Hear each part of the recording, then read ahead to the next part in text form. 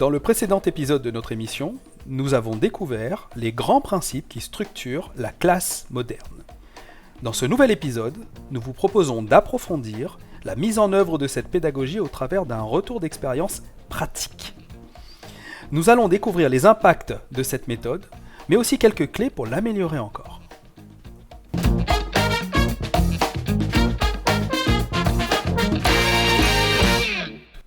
Bonjour et bienvenue sur cette nouvelle causerie de la série Enseignement et Innovation de la collection Pédagogie de l'Université numérique de La Réunion. Aujourd'hui, j'ai le plaisir d'accueillir à nouveau Adeline Nagels, enseignante agrégée pour un retour d'expérience sur la classe moderne. Bonjour Didier, merci de m'accueillir à nouveau au sein de ces causeries. Alors, pour rappeler mes fonctions, je suis enseignante de physique et de chimie dans plusieurs composantes de l'université et je suis également rattachée au SUIP, Service universitaire d'ingénierie pédagogique, au sein duquel je propose des formations en pédagogie à l'ensemble du personnel de l'université. Alors Adeline, avant de plonger dans ce retour d'expérience sur la classe moderne, est-ce qu'en quelques mots, vous pourriez nous rappeler un peu les grands principes de cette classe moderne ? Alors, pas de CM ni de TD, donc pas de cours magistraux, pas de TD classique. Un enseignant qui n'est plus simplement transmetteur de savoir, mais plutôt un guide, un coach, pour aider justement à intégrer les notions. Un rythme individuel pour chacun. Individuel, alors on peut entendre individuel juste une seule personne qui travaille seule ou en groupe, mais en tout cas un rythme qui n'est pas imposé par l'enseignant finalement. Et un soutien mutuel dans la promo. D'accord.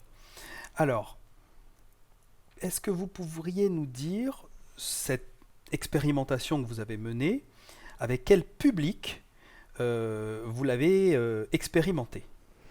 Alors, c'était avec des étudiants qui sortaient du bac, qui rentraient en L1, Sciences pour l'ingénieur. Les bacs qui étaient présents étaient plutôt des bacs STI 2D, donc Sciences et technologies de l'industrie et du développement durable, ou des bacs généraux qui ont suivi ou non l'option physique. Donc vraiment un public plutôt hétérogène. D'accord, donc un public hétérogène, pas un effectif non plus trop important. Alors au niveau de l'effectif, au maximum on était sur 40 étudiants. D'accord. Alors, toujours avant d'entrer dans les détails de cette expérimentation, est-ce que globalement, vous pourriez nous dire si vous êtes contente de cette expérimentation ? Alors je peux dire oui, tout à fait. Je suis très contente de l'expérimentation.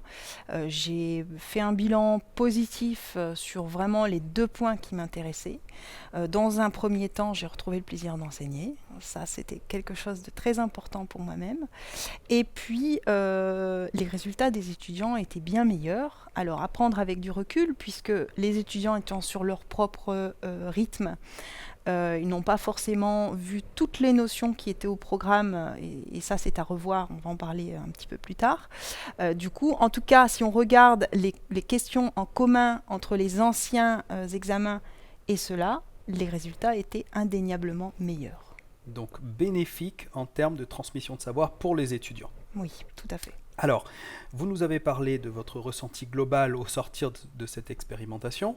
Est-ce que vous pourriez nous donner quelques indices sur comment les étudiants ont ressenti, eux, l'application de cette classe moderne ? Eh bien, je vous ai parlé d'un plaisir retrouvé pour moi en séance, mais finalement, je peux dire qu'il a été aussi partagé par les étudiants, puisqu'ils me l'ont témoigné. Du coup, ils me l'ont témoigné à la fois pendant les séances, puisque j'avais besoin de m'assurer, au fur et à mesure des séances, de l'impact de cette pédagogie auprès d'eux. Donc à chaque séance, j'avais quasiment systématiquement des retours positifs sur la pédagogie. Néanmoins, ça me paraissait toujours assez ponctuel et toujours venant des mêmes étudiants qui restaient un petit peu plus tard à la fin des séances pour discuter, etc. Et donc j'avais besoin d'avoir un retour vraiment plus global de la promotion. Donc j'ai décidé de créer une évaluation des enseignements. D'accord, vous avez mis en place une évaluation des enseignements. Alors, est-ce que vous pourriez nous dire comment est-ce que vous avez mené cette évaluation ? Alors, il s'agissait d'un sondage sur la plateforme de cours habituelle. où il y avait deux types de questions. Plutôt des questions fermées où l'on répondait sur une échelle de pas du tout d'accord à tout à fait d'accord, ou pas du tout satisfait jusqu'à très satisfait. Donc il s'agissait des questions plutôt fermées à ce moment-là. Et puis ensuite, il y avait des questions un petit peu plus ouvertes où je voulais vraiment avoir un retour avec les mots des étudiants. D'accord. Alors, au niveau de ces questions fermées, est-ce que vous pourriez nous dire quels étaient les critères pour lesquels vous avez souhaité un retour?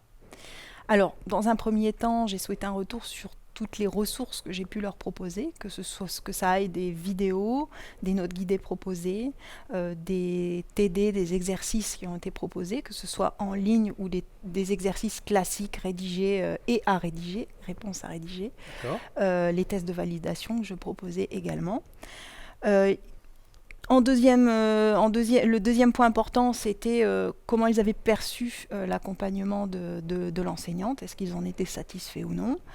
L'équilibre entre la quantité de travail demandé et le taux horaire qu'ils avaient à disposition. Et puis enfin, je voulais aussi mettre l'accent sur les compétences qu'ils auraient acquis au fur et à mesure de ce module. D'accord.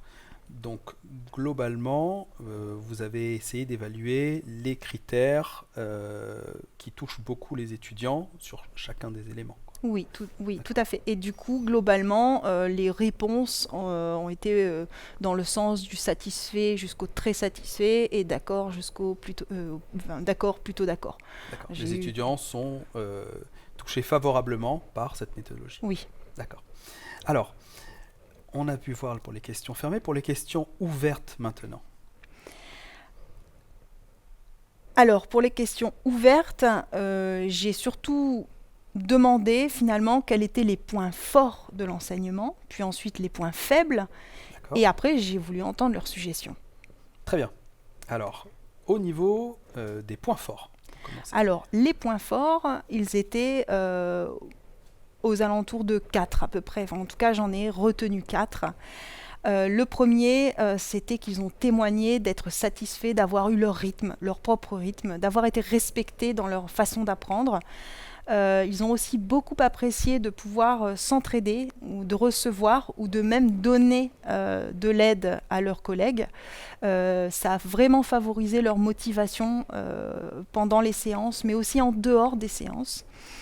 Certains ont aussi témoigné qu'ils ont osé appeler l'enseignante, c'est vraiment leur mot, oser appeler l'enseignante.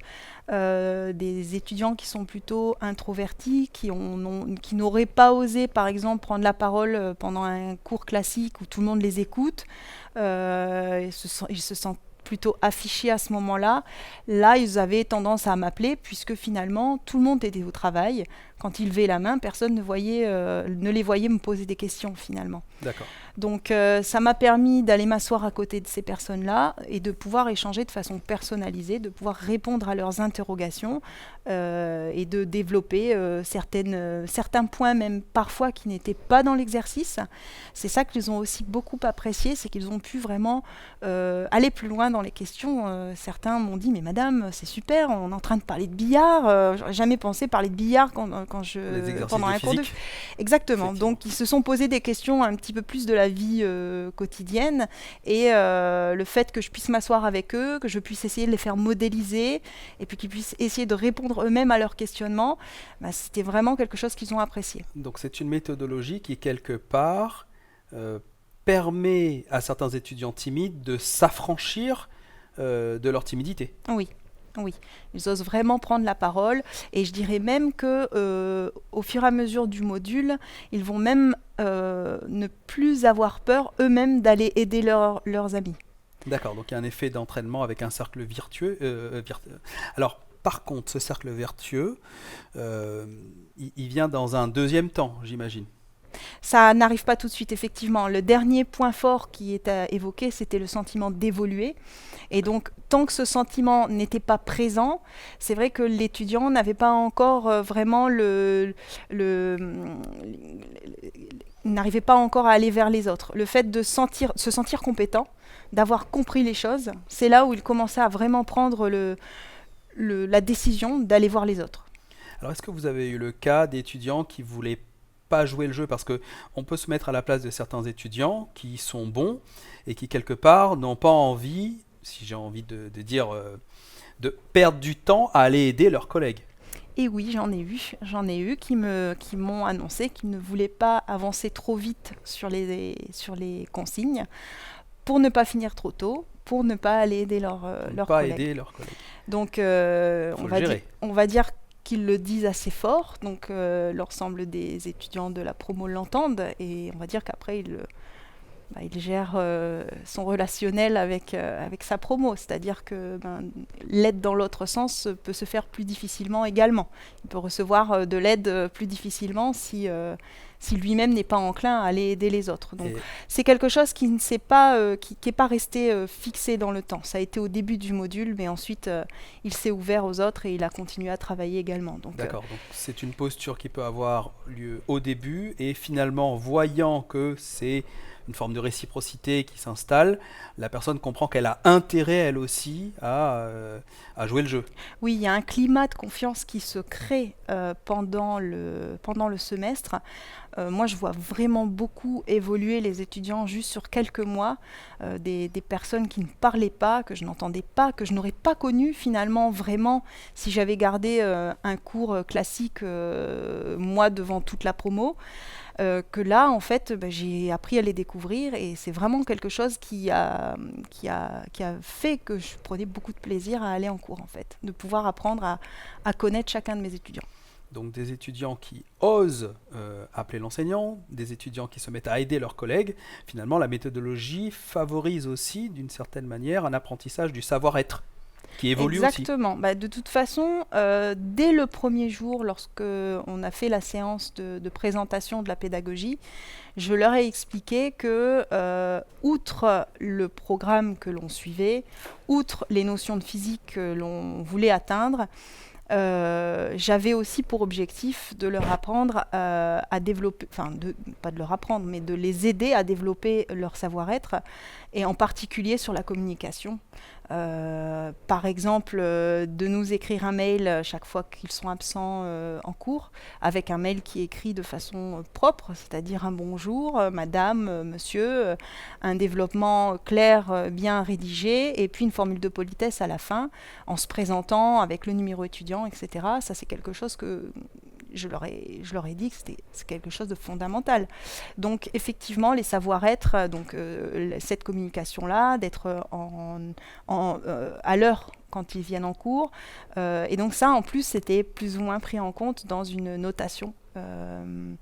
Il y a le cahier dont j'ai parlé pour prendre les notes, c'est un cahier que je note à la fin du module. Donc je prends ce temps de prendre le cahier de chacun des étudiants pour pouvoir noter, alors pas forcément ce qu'ils ont écrit dedans, les erreurs qu'ils ont pu faire à l'intérieur, mais plus la structuration de leur cahier, la tenue du cahier, et puis à cette note-là vient s'ajouter les notes d'assiduité, une assiduité en cours. Donc effectivement, et le savoir-être est aussi mis au cœur de ce module.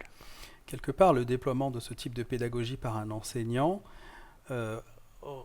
ressurgit pour les autres membres de l'équipe pédagogique, puisque ce savoir-être accumulé, les autres enseignants vont en profiter aussi. Donc finalement, il y a un échange de bons procédés entre enseignants aussi qui se passe. Oui, et les collègues ont envie de partir sur le même développement de savoir-être chez eux.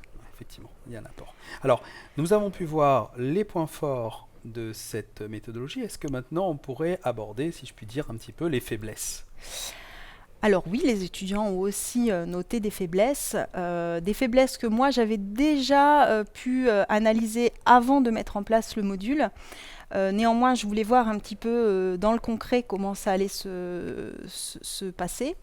Et donc, la première faiblesse, entre guillemets, qui m'a été remontée, c'était le poids inégal des unités. Donc, c'est vrai que la toute première unité, qui est une unité qui ramène vraiment sur les compétences mathématiques, les prérequis mathématiques, en général, ils n'ont pas des prérequis mathématiques très bons. Et donc, du coup, ça leur demande beaucoup de travail de commencer par cette unité-là. Donc, ils passent beaucoup plus de temps sur l'unité 1, mais je ne suis pas certaine que de toute façon, que ce soit cette unité ou une autre, dans tous les cas, ils n'auraient pas passé quand même du temps Oui. sur la première unité, juste parce que c'était nouveau, une nouvelle pédagogie, des nouvelles habitudes à prendre. Comme Néanmoins, ils y passent du temps, ils attendent que la pondération soit à la mesure de l'investissement temps qu'ils auraient mis.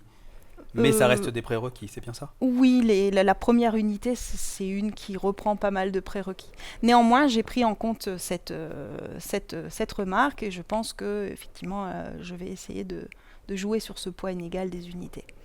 Alors, un autre point faible, et là, malheureusement, je ne peux rien y faire, c'est les bugs informatiques, puisque Oui. on travaille clairement sur la plateforme de cours en ligne, on a besoin du réseau Internet. Lorsqu'on a des coupures pour divers problèmes extérieurs, on ne va pas pouvoir continuer à regarder les vidéos. Alors certains le peuvent parce qu'ils prennent leur téléphone, ils sont en 4G, ils se partagent le Wi-Fi, donc on trouve toujours des solutions. Mais il y a eu des jours où on avait vraiment trop de problèmes Oui, informatiques. si c'est la plateforme elle-même qui tombe, j'imagine Ah que... oui, c'est arrivé aussi. Le Moodle qui ne fonctionnait pas pendant mon cours. Donc un petit coup de stress sur le moment. Mais finalement, comme je leur donne beaucoup de photocopies quand même, pour qu'ils D'accord. aient... Pour vraiment, la trace écrite pour moi me semble très importante, même si l'outil numérique est là derrière tout le temps. Et donc, ils ont très souvent les exercices aussi écrits. Les tests, il y en a plein sur papier. Donc, il y avait totalement possibilité et d'ailleurs c'est ce qui s'est passé, hein, de travailler sur les formats papier en ces séances-là. D'accord. Donc une bascule vers une modalité plus traditionnelle était possible. Oui, tout à fait. D'accord. Ensuite, certains étudiants se sont plaints que d'autres étudiants profitaient du fait qu'il y avait une certaine liberté dans le rythme d'apprentissage pour ne rien faire. Et là, je dirais que finalement, c'est la responsabilité de l'étudiant à ce moment-là. Il y avait un contrat en début de module, et clairement, ces étudiants qui profitent de ne rien faire, eh bien, ils ne seront pas récompensés à la fin par une note correcte.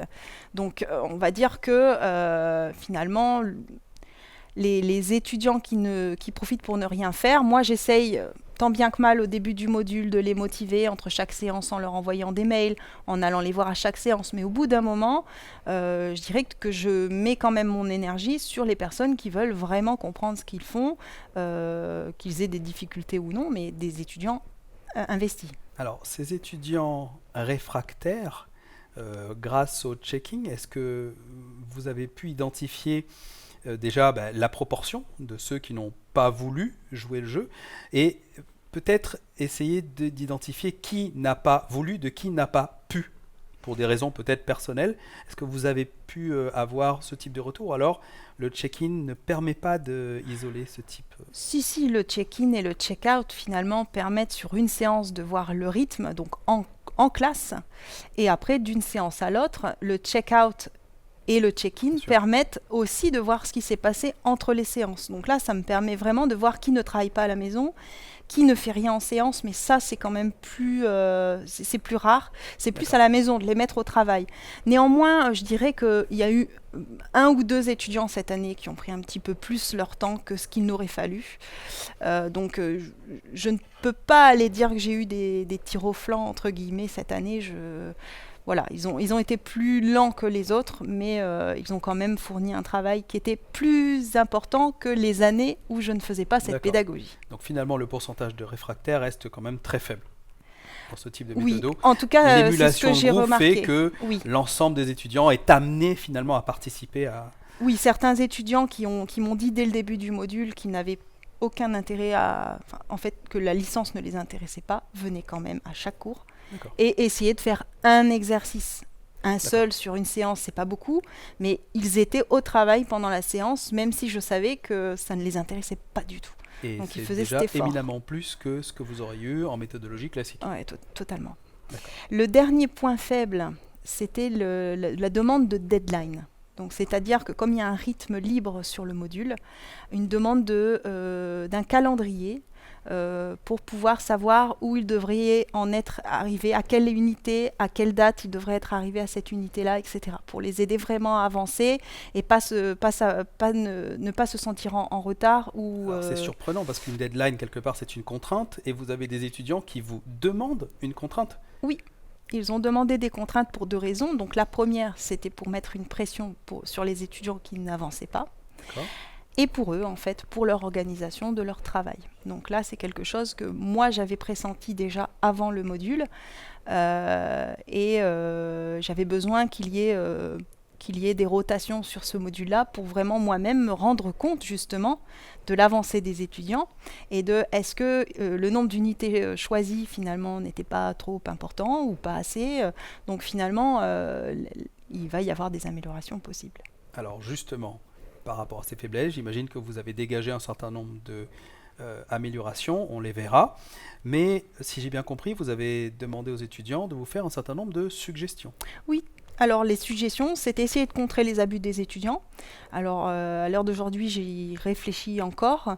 Pour moi, les deadlines sont déjà une première réponse à leur demande et c'est la réponse également à une aide qu'ils demandaient pour leur progression. D'accord. Alors, ces avantages et défauts, est-ce qu'on pourrait les voir à l'aune de ce binôme enseignant-étudiant ? Alors, il ne faut pas oublier d'abord de se dire que cette pédagogie, elle ne convient pas dans n'importe quelle circonstance.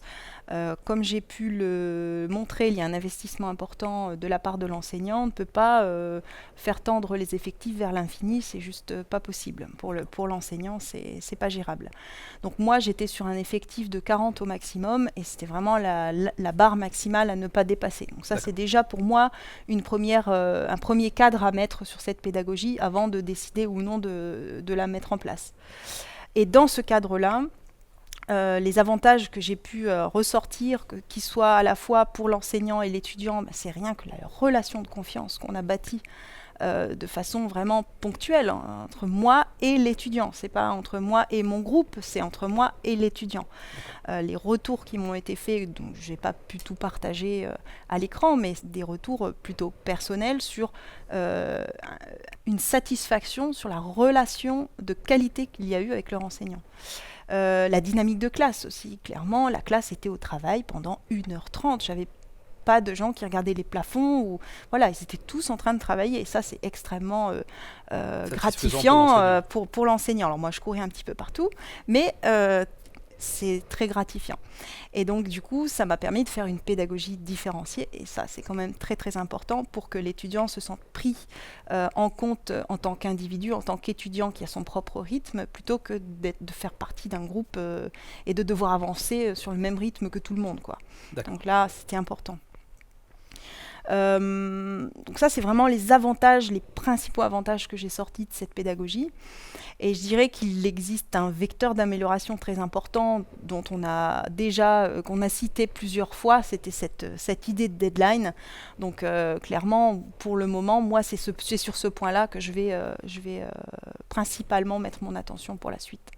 Alors, ce qui est assez surprenant, c'est qu'avec des étudiants qui demandent des deadlines,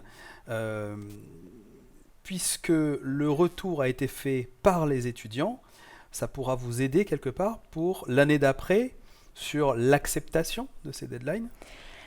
Oui, moi je pense en particulier au contrat qui est fait le premier jour.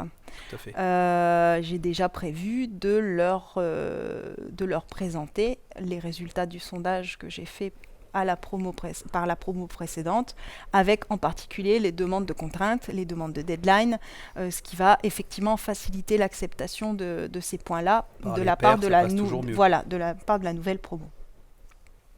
D'accord. Alors, si l'on voulait résumer, au final, cette pédagogie, elle vous convient ou pas ?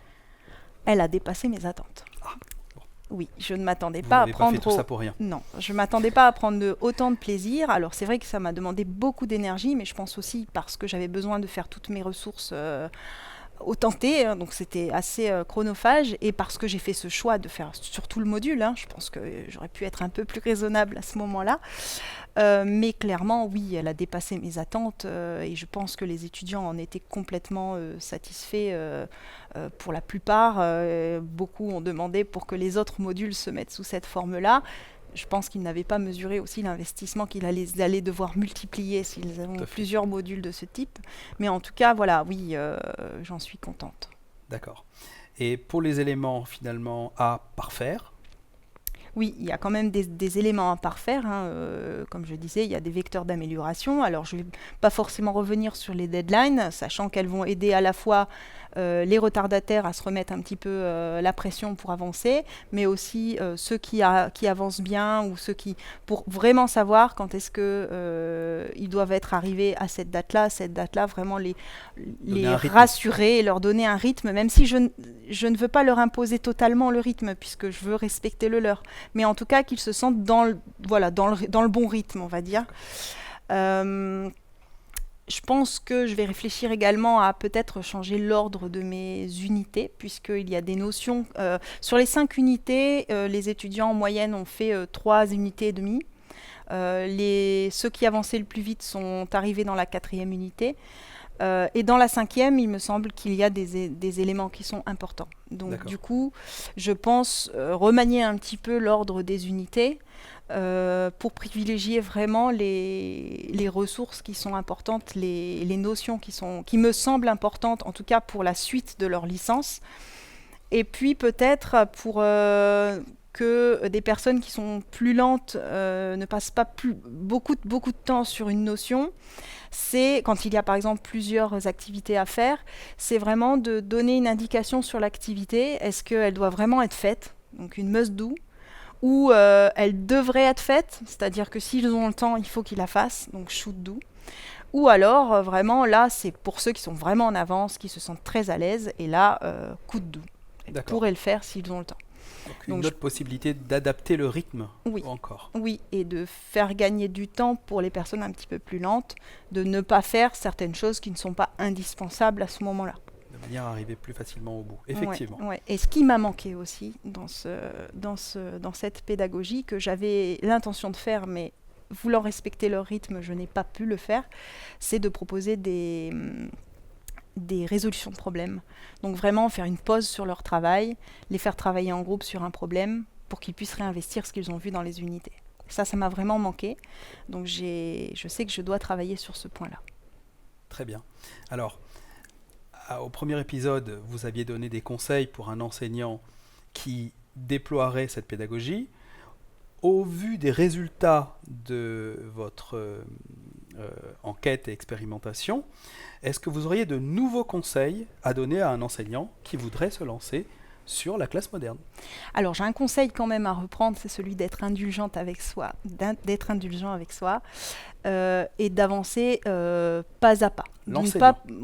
Pour l'enseignant, de ne pas vouloir mettre la charrue avant les bœufs, de tout vouloir faire en même temps.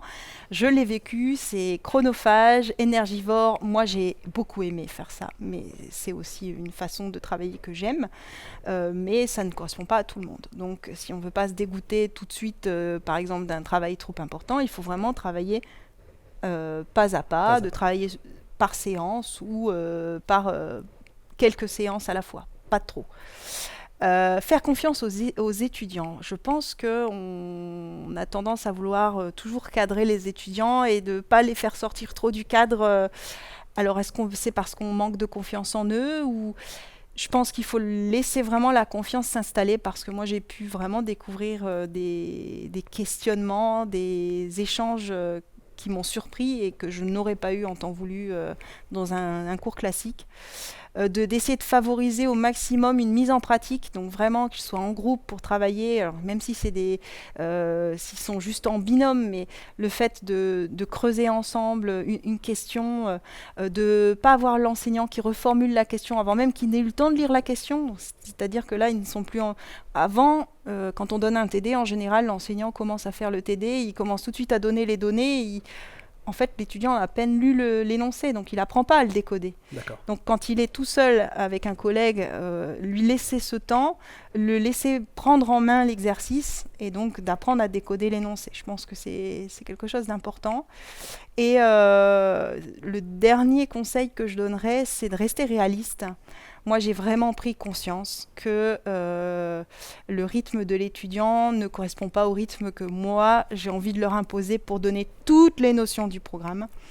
Ce qui finalement donne le besoin de lâcher prise sur un programme qui est établi et de plus cibler sur faire comprendre les notions avant tout, et donc peut-être de ne pas faire ingurgiter tout le programme si l'étudiant ne le peut pas dans le temps imparti qui est donné, quoi. Bien sûr. Donc, je comprends quelque part la volonté de l'enseignant d'arriver au bout du programme qui s'était fixé, mais finalement, il faut essayer de privilégier plus le fait qu'une majorité des étudiants aient vraiment appris quelque chose, appris suffisamment, plutôt que seulement quelques-uns arrivent au bout du programme. Oui, c'est ça. Aujourd'hui, plutôt privilégier effectivement l'intégration des notions.